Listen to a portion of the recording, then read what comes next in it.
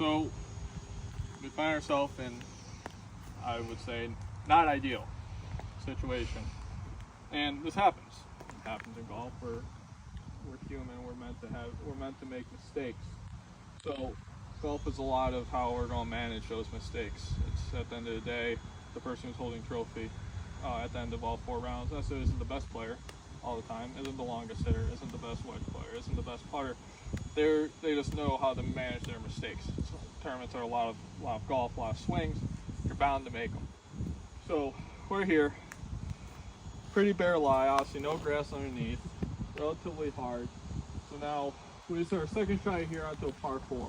We got limbs in our way, and then we got a bunker right in front of us.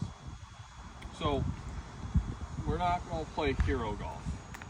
Okay, it's a reason it's called hero golf. So this is just like we focus on is how we're going to be smarter. So we don't necessarily have to manipulate too many things. We are going to change some things here, but if we just hit our second shot here, we're realistically taking 4s out of the equation, but we could certainly take 6 out of the equation, and we're going to make a good 5. Okay? Good 5, because at the end of the day, it's those big numbers that kill the scorecard. So here, what I would do is, what club do you have? You have the 50 degree. That's perfect. In this situation, you don't want anything really with a lot of loft, is we're just trying to get it basically on the green, essentially.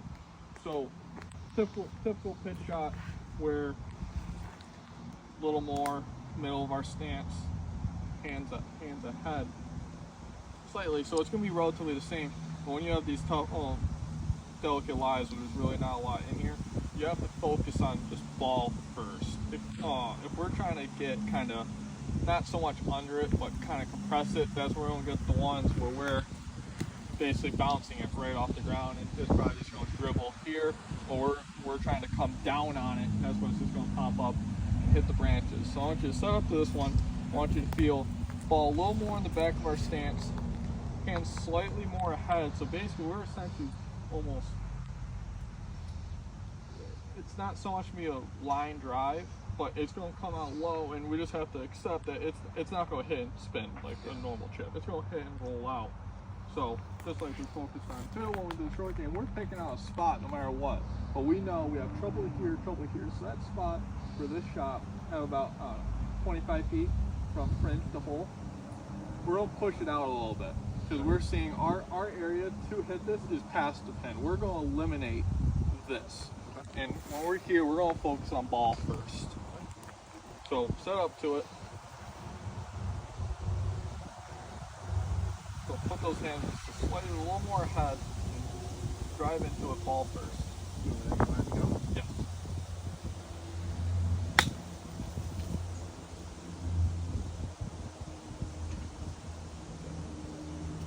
Just rolled off the back, which is okay, but we're in a manageable situation. It's how are we going to eliminate, we'll do one more. How are we going to eliminate the big number? Okay. So do you have any questions on this? No, just any changes from the first swing, just try to dial it back so it lands a little shorter. Just maybe a little shorter swing. You do want to still have that power through the ball. We're out.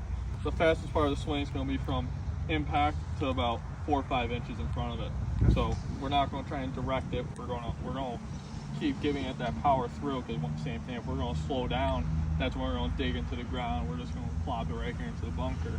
And now I know bunker isn't our necessarily strong suit, so how can I get it to our strong suit? Okay. So hit one more.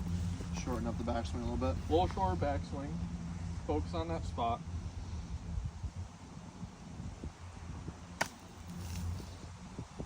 Sorry, we're that time just hit a little bit behind exactly. it. So you came down into it rather than powering through it. Yeah. Any questions? No, I definitely.